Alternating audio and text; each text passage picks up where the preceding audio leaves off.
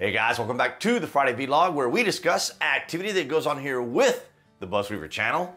That includes things like current events, headlines that are in the news, pop culture, social media, technology, and items of interest that come up during the week that allow us to have a little bit of a dialogue that would include shorts as well as community post there on YouTube, which is kind of interesting the way that's all working out. But nonetheless, I want to thank all you guys across New Tech as well for all of your guys' continued support. We start things off from the Daily Mail. Bosses are firing Gen Z workers in record time. Yeah, checks out. It's a very interesting dynamic of what we're experiencing here in the United States in our culture. Companies are axing Gen Z workers just months after hiring them fresh from college, a new report has found. 6 in 10 employers had already fired some college graduates they had recruited earlier in the year, a survey conducted by Intelligent.com found.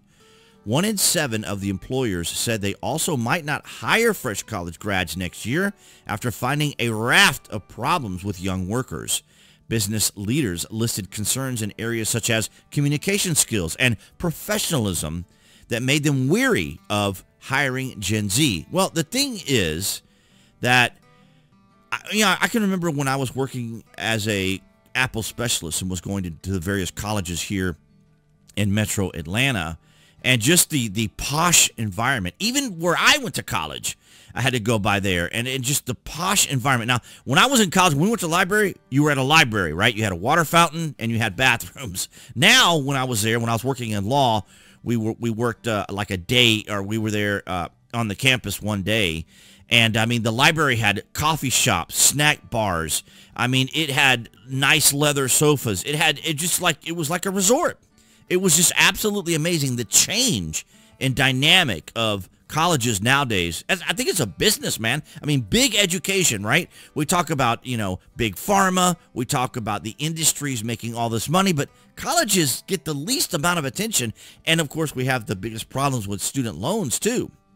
They also said the workers of that age are often unmotivated and need to be constantly told what to do rather than using their initiative is another issue, which is what makes them easy to also be manipulated, particularly on college campuses where culture and ideology and philosophy and worldviews are manifested there, right? They're brought into this wokeness environment.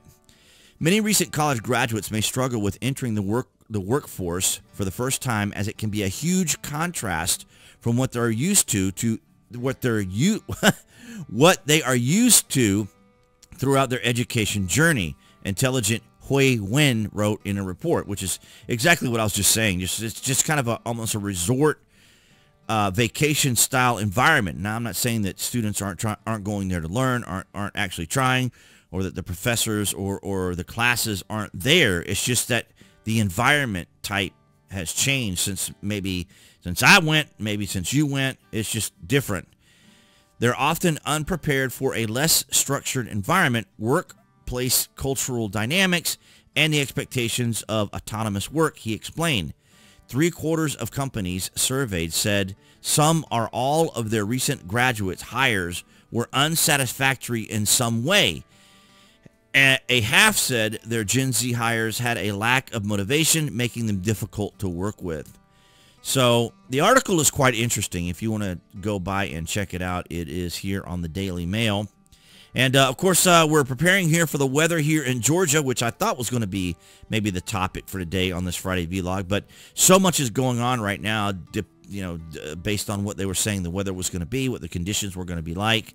And fortunately, I was able to get a lot done this week in preparation for this. But hopefully, as of this recording, of course, it is Thursday, September the 26th. So fingers crossed that the power stays on.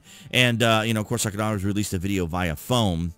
But, of course, we'll see how it all turns out. But this is an interesting little story because you see the dynamics in our culture, the changing in environment, especially, for example, when we saw all that time of rioting and the mindset of some of these younger people. It's really quite extraordinary. But that's what I had for you guys this Friday.